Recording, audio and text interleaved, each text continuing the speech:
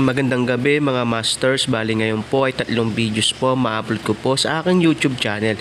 Tama nga mga masters, 3 videos nga po ma-upload ko po. Yon, what's up mga masters? Nandito na naman tayo sa panibagong araw, panibagong kabanata na naman ang pagsasama-samahan natin ngayon guys.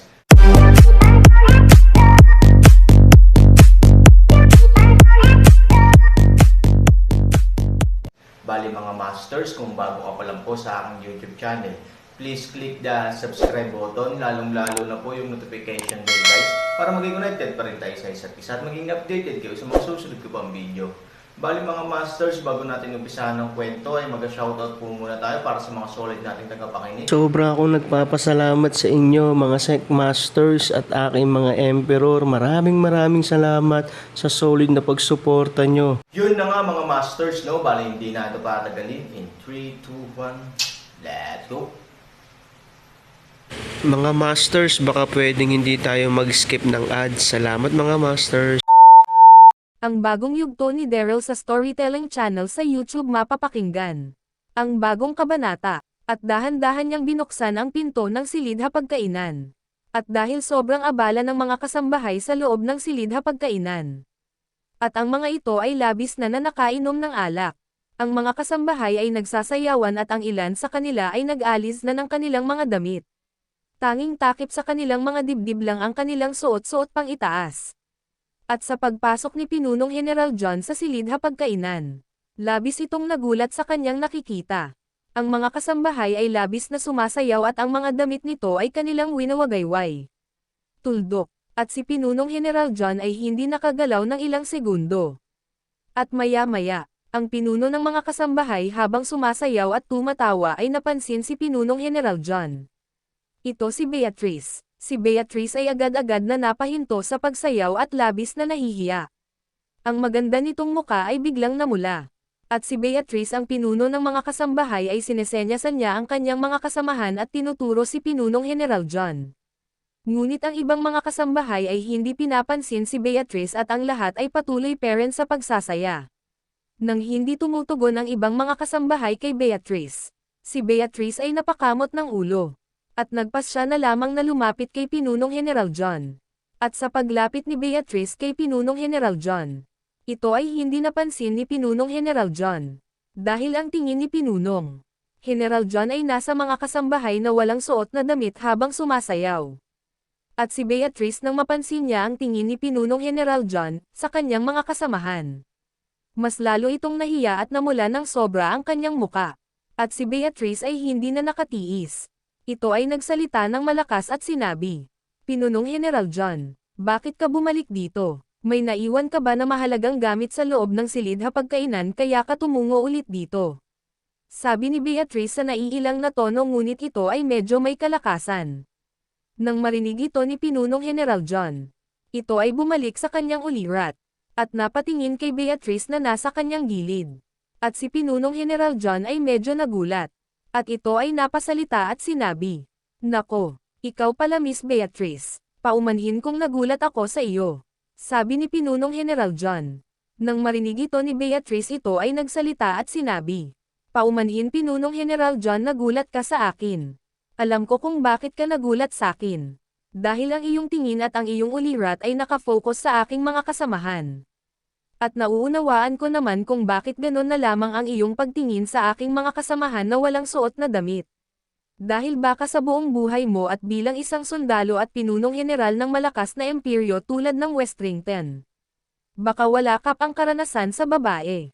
Tama ba ako Pinunong General John? Sabi ni Beatrice sa diretsyong tono ngunit ng ASR.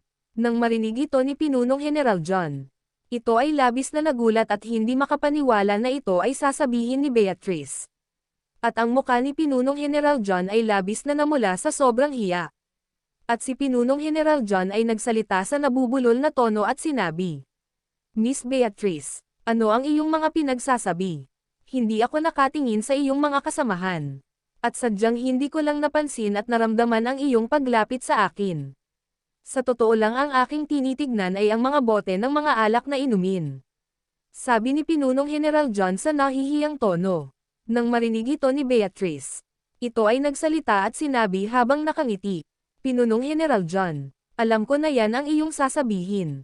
Nauunawaan ko talaga kung bakit ganon na lamang ang pagtingin mo sa kanila. At alam ko din na hindi sa mga bote ng alak ikaw nakatingin. Sabi ni Beatrice sa nang ASR na tono kay Pinunong General John. Nang marinig ito ni Pinunong General John, ito ay mas lalong namula at si Pinunong General John ay nagsalita at sinabi.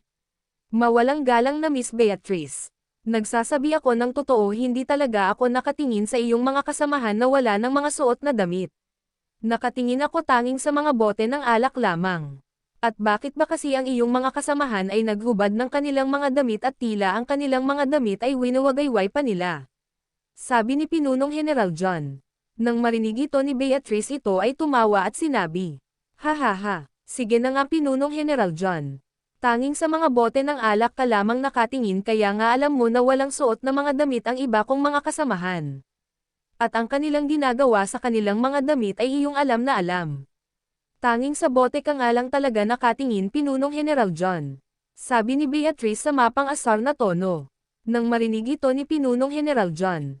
Ito ay hindi nakaimik at napakamot na lamang ito ng ulo. At si Beatrice ay muling nagsalita at sinabi. Pinunong General John, kaya ka ba bumalik dito sa silid hapagkainan dahil nais mo muling samalo sa amin sa pag-inom ng alak? O may ibang dahilan ka para ikaw ay magpasyang bumalik dito? Sabi ni Beatrice, nang marinig ito ni Pinunong General John. Ito ay nagsalita at sinabi.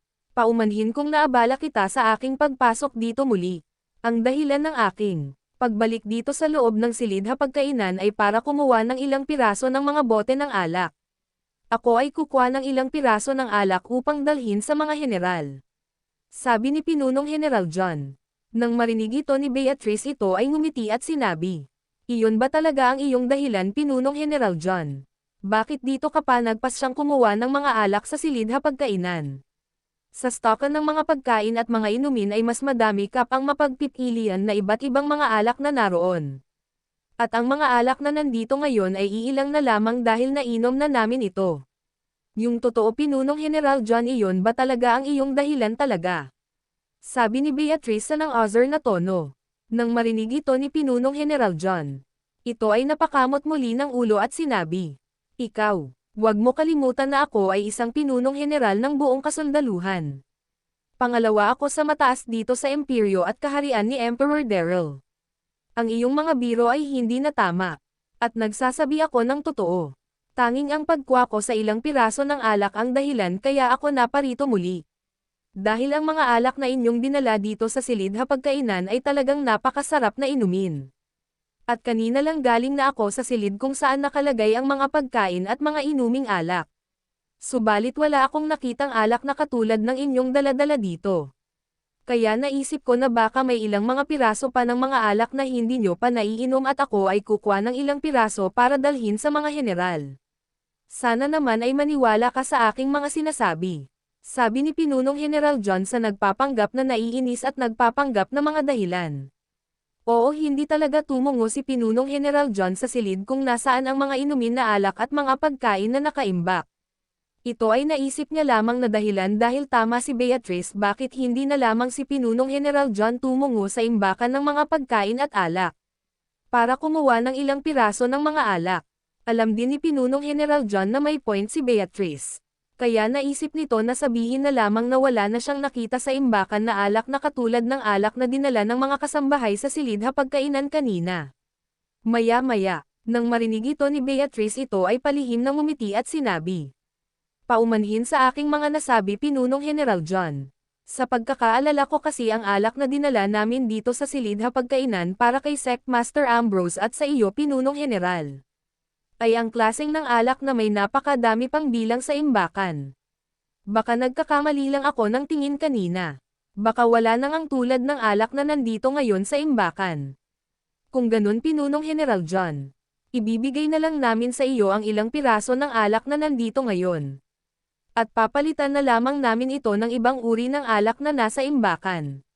Maywan na muna kita Pinunong General John, ako na ang gagawa na kuhanan ang mga alak na iyon upang iyong dalan sa mga general. Sabi ni Beatrice. At si Beatrice ay naglakad patungo sa mahabang lamesa kung saan nakapatong ang ilang piraso ng alak na inumin. At nang marinig ni Pinunong General John ang sinabi ni Beatrice at nang makita niya na lumakad na si Beatrice. Si Pinunong General John ay sobrang hiyang-hiya. At si Pinunong General John ay napabulong sa kanyang sarili at sinabi, "Ano ba tong nangyayari sa akin ngayon? Sobrang nakakahiya talaga. Bakit ganito pa ang nadatnan ko dito sa loob ng silid hapagkainan?"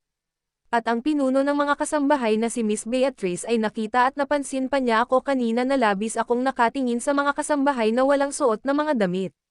Sobrang nakakahiya talaga. At paano na lang kung makita niya na ang klaseng ng alak na nandito ngayon sa silid hapagkainan ay napakadami pang nakastak at nakaimbak sa silid. Imbakan. Lalabas na ako ay nagsisinungaling sa kanya. Nako talaga. Yun na nga mga masters, no? Bali panibagong kabanata na naman yung natapos natin ngayong gabi. Muli, maraming salamat po talaga sa walang sawang suporta po sa aking YouTube channel na talagang inaabangan nyo po ang bawat upload ko po. Bali mga masters, magkita-kita ulit po tayo bukas ng gabi at ngayon po ay magpapaalam po muna tayo. Bali mga masters, bye-bye!